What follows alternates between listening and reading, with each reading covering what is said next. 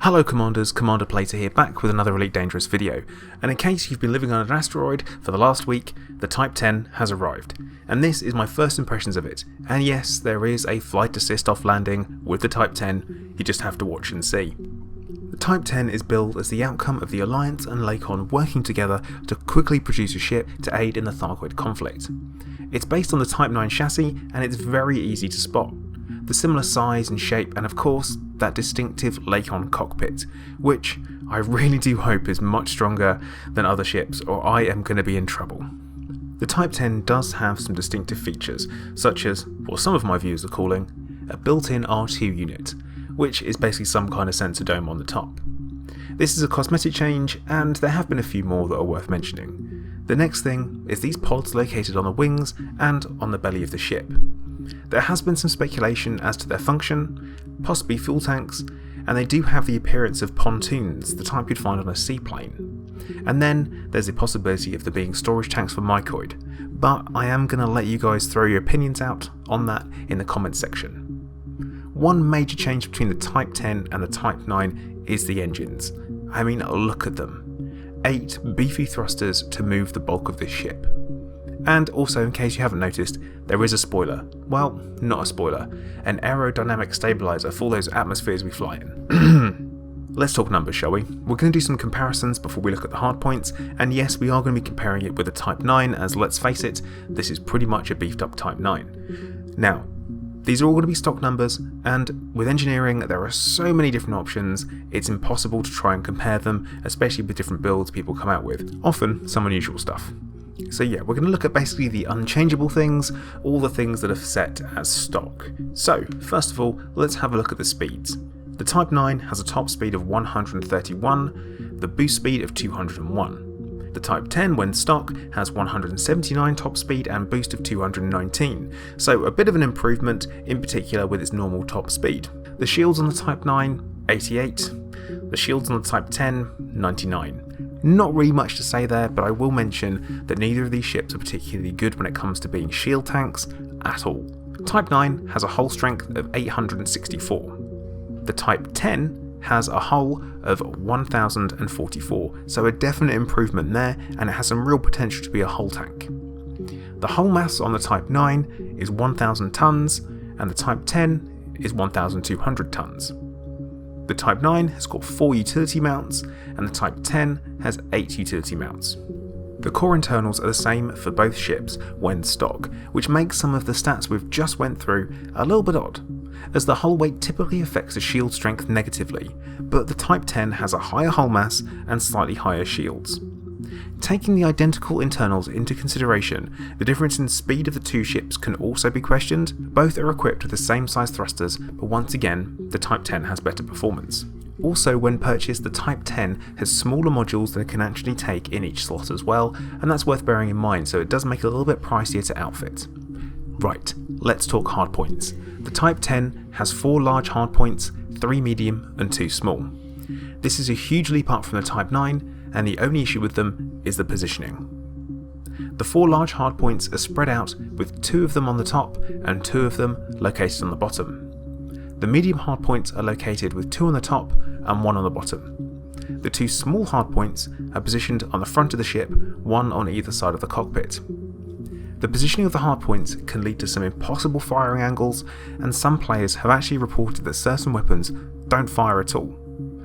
I personally recommend a turreted build for the Type 10, thinking mainly kinetic weapons. The reason for this is the Type 10 has a really small distributor, with it being so small for a ship of its size, only a size 6. The Type 10 does have a very satisfying boost sound, and the engine glow, that should be no surprise with the size of the thrusters. Oh, one last thing about its appearance, it has wings. And yes, you can make them flap, but you guys know me by now, and you never truly know a ship until you flight assist off land it. Everyone really should know the drill with this. Flight assist off docking. So, shields are going to go off. Let's take care of that one first of all, and then we will turn off flight assist and request docking, and then we will give that a go. I have no idea how this is going to go, but as said, you do not truly know a ship until you try and dock it with flight assist off. Oh boy. This is going to be interesting. Okay, shields are off. Oh, we're already drifting around. This is bad news. Let's see if we can correct that. And that'll do. And we've requested docking. Pad 39, which is kind of towards the back, which should be good. I do have a bad feeling about this though. So all pips to engines. Last thing we want is to have, yes, a beluga in the slot. Oh no. Now we've got problems. A good thing about the Type 10 is that the thrusters are reasonably powerful. So your lateral and your horizontal are good. We really need to start bleeding some speed off. Through the slot. Oh, that's not near the back at all, is it? Yeah. It does not slow down. It's yeah. Its standard thrust though does not enjoy this. Oh my goodness. This is bad. I'm working on keeping this area clear. Don't tell me what to do. Right, the pad. The pad. It's like it must be right. It's there. Okay. We can do this. This is going to be fine. I'm feeling reasonably confident at this point. I shouldn't be. No, I shouldn't be. I've made a mistake. I've definitely made a mistake. The forward thrust reactions is way too slow. But as you can see, the basic hull seems reasonably paper thin. It's worth pointing out as well, the shields, when you start off with this thing, don't really do much, they don't really add much value, but the recharge rate is good. Nope, nope. There we go, landed. Not as bad as I thought it was going to be. Very, very responsive on the thrusters, not so much on your actual acceleration and deceleration, but not bad considering it's such a large, lumpy ship. I guess we'll have to see what happens when the next ship gets released, won't we? Well, now that's done, my final thoughts on the Type 10. The real question is, where does it fit in the ship spectrum in Elite Dangerous? Personally, I think it's a multi-purpose ship. It's taken what the Type 9 couldn't do, which was combat, and made it so it can. Not very well, so you could save yourself a few million and pick up a Python instead. It can haul pretty much the same amount of cargo as a Type 9, but for a couple of extra million you could pick up an Anaconda, or for a few less you could just pick up a Type 9 for hauling.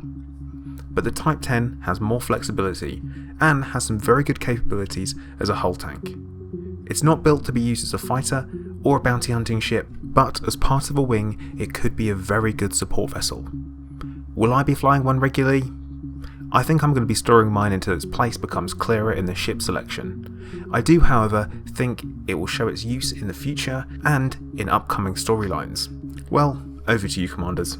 Leave me a comment and let me know your feelings on the Type 10. Buy it, sell it, keep it.